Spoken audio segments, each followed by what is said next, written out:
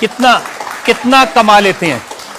हमारी तो कोई फिक्स कमाई नहीं है, क्योंकि हमारी कोई कंपनी या बिजनेस नहीं है। कोई चढ़ा जाता है, हमारे पास करोड़ों सनातनियों का प्यार, लाखों करोड़ों लोगों की दुआएं, हजारों संतों का आशीर्वाद, इतनी कोई हमारी हिसाब कमाई किताब तो रखता होगा ना कि कितना पैसा आया। जितने सनातनी उतनी कमाई, हिसाब आप लगाओ।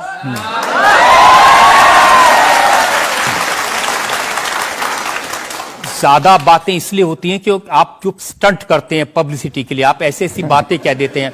आप कहते हैं कि बिना वीजा के हनुमान जी रावण की लंका में घुस गए थे।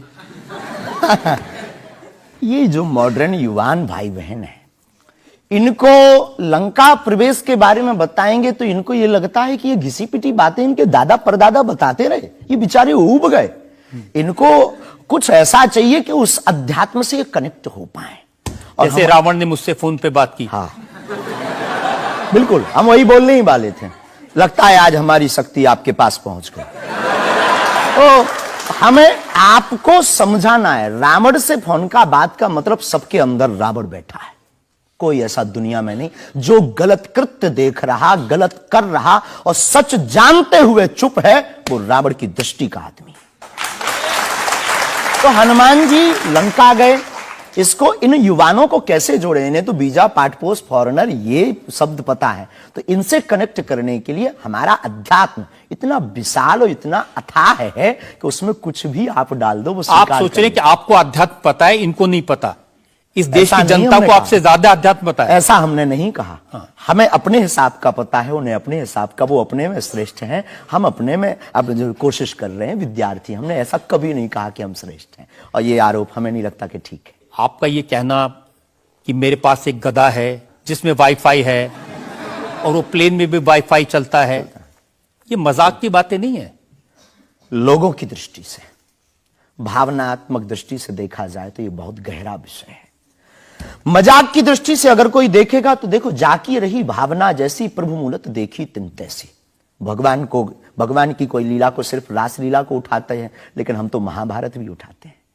तो अपनी अपनी दृष्टि है, हम ये मजाक में नहीं कहते। हम उनको बताना चाहते हैं कि हमारे देवी देवताओं से जो हमारे इष्ट की परंपरा की जो निशानी है वो अगर नजदीक रहे, गुरु की निशानी अगर नजदीक रहे, माता पिता की बातों की निशानी नजदीक रहे, तो बेटा कभी गलती नहीं करेगा, वो चार चांद लगाता रहेगा। शास्त्री जी, इसको कहते हैं आप अंधों के शहर में आईना बेचने की कोशिश कर रहे हैं।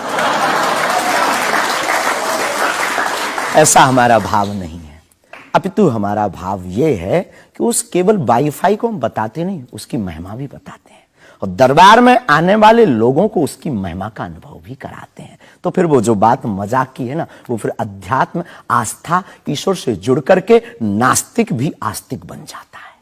देखिए, आपको भोले भाले लोगों को बताना चाहिए कि भाई ये मैं मजाक में कह रहा हूं, विनोद हम कहते हैं, और ये मैं असल में बहुत बार बोलते हैं विनोद हम कर रहे हैं, हम बहुत बार बोलते हैं। अब कोई हमारे विनोद को सीरियस ले ले तो वो उसका निजी अनुभव है। तो अब मैं लोगों को बता दूं कि एक बार बगैर टिकट पकड़े गए थे आप रेलवे में। हाँ, ये तो बताना चाहिए, बिल्कुल पकड़े गए थे। लेकिन ये भी बताइए कि हम टीटी से ही 1100 रुपया लेकर आए थे। उसी टीटी से लेकर आए थे, और जिस वाईफाई की आपने चर्चा की उसी वाईफाई की दम पर उसके बाप का नाम बताकर लेकर आए थे। इसी तरह की बातें कह के ऐसे दिखाते हैं जैसे चमत्कार कर दिया, जैसे मेरे ऊपर हनुमान जी की बहुत कृपा हो गई, मैं भविष्यवक्ता हूं, और फिर जो भोले भाले लोग हैं वो प्रभावित हो जाते हैं। हमने कभी एक नहीं दावा किया कि हम चमत्कारी हैं। आज भी आपकी अदालत में हम कहते हैं कि हम कोई चमत्कारी नहीं है, हम कोई ईश्वर नहीं है, हम कोई महात्मा नहीं है, हम एक आम इंसान हैं। लेकिन हमारी अपने इष्ट के प्रति आस्था, ऋषि परंपरा के प्रति आस्था है, जो महर्षि वाल्मीकि से पत्र दरबार की महिमा चली है, उस महिमा का हम अनुकरण करते हैं, और उस आस्था में उलझनों में का रास्ता मिल जाता है तो उसे आप चाहे चमत्कार मानिए, अथवा फिर आप अपनी बुद्धि से जो जिसने जो जाना वो हमें माना। देखिए शास्त्री जी, बहुत सारे ऐसे लोग हैं, गरीब हैं, परेशान हैं, बीमारियों से थके हारे हैं, डॉक्टर से आशा छूट जाती है, हॉस्पिटल से आशा छूट जाती है, वो आपके पास आते हैं, वो सोचते हैं यहाँ इलाज मिलेगा। किसी का बच्चा बोल नहीं सकता, किसी का बच्चा चल नहीं सकता, वो लोग बड़ी आस्था विश्वास लेके, जो मैंने जानकारी हासिल की, वो आते हैं, सोचते हैं कि यहां से शायद उन्हें कोई रास्ता दिख जाएगा, और उन्हें मिल जाता है। जो आते हैं श्रद्धापूर्वक आते हैं। देखो, जिंदगी में अगर वो परेशान है और डॉक्टर से परेशान होकर के या कहीं से भी निराश होकर के आया और उसे कुछ मिले ना मिले, हम ये तो नहीं कहते, जिसकी जितनी निष्ठा उसको उतना हमारे बागेश्वर बालाजी के दरबार में मिलता है। और अगर नहीं मिलता, और अगर उसे जीवन जीने की अगर डांडस और सात्तावना मिलती है, तो क्या यह भी कम है?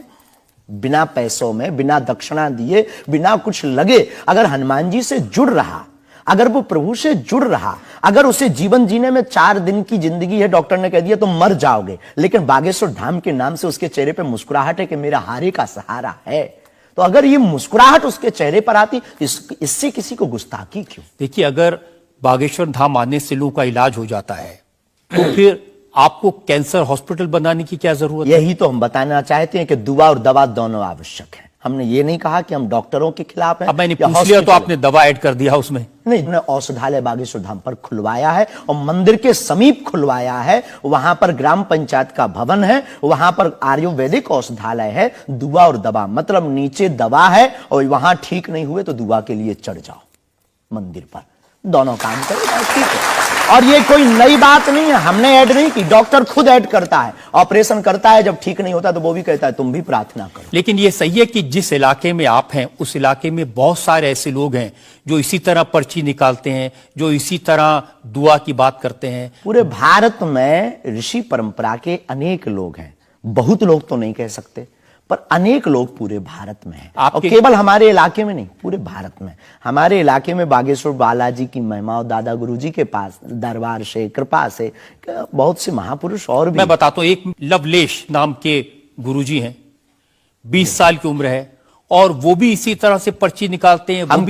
हम कभी ऐसे मिले नहीं, इस भाव से हमारा कभी मिलना नहीं हुआ, और इस विषय पर उनका निज मत हो हम कह नहीं सकते, ईश्वर जाने। नहीं, मत तो पता नहीं, उनके ऊपर रेप का इल्जाम है और वो जेल में है, कह नहीं सकते। तो उस एरिया में ऐसे और भी बहुत सारे लोग हैं।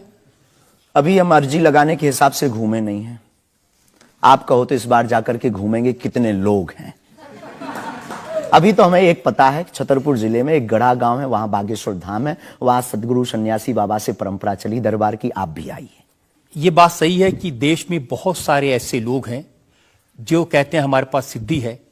एक जयपुर में है, उन्होंने बताया कि मैंने कर्ण पिशाच को साधा हुआ है, और वो भी किसी की भी डेट ऑफ बर्थ बता देते हैं, किसी के परिवार वालों का नाम बता देते हैं। हमारे पास ऐसी कोई सिद्धि नहीं है, ना हमने ऐसी कोई साधना कर रखी है। हमारे पास सिर्फ अपने इष्ट पर, हनुमान जी पर भरोसा है, जो अष्ट सिद्ध नवनिधि के दाता हैं। ना हम कोई डेट बताते हैं, ना हम कोई नाम बताते हैं, और अगर उनकी कृपा से पता चल जाए तो कोई बुरी बात नहीं। जनता से जो लोग सवाल पूछना चाहते हैं।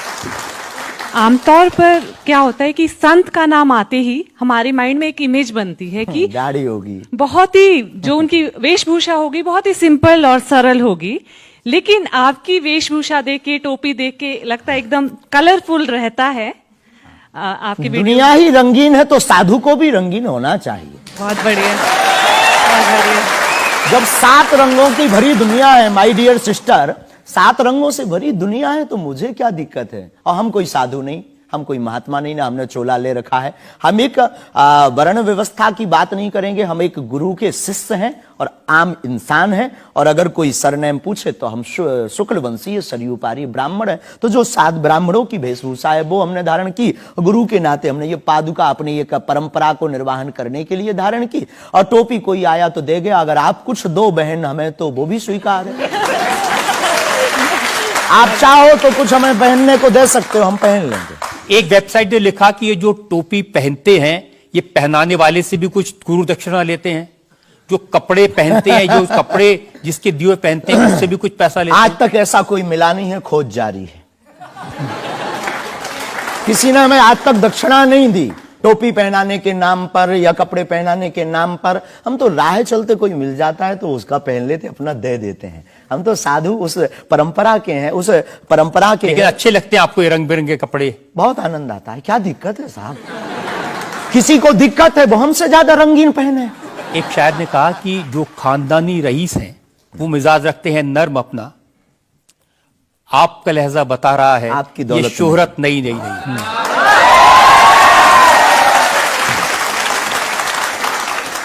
लोगों को लगता है, हमें लगता है कि हमारे जीवन में न हमें धन प्रिय है, न मान प्रिय है, न सम्मान प्रिय है, हमें हनुमान प्रिय है। और हमने जब से जन्म लिया तब से हम धनवान है, क्योंकि हमारे हनुमान है।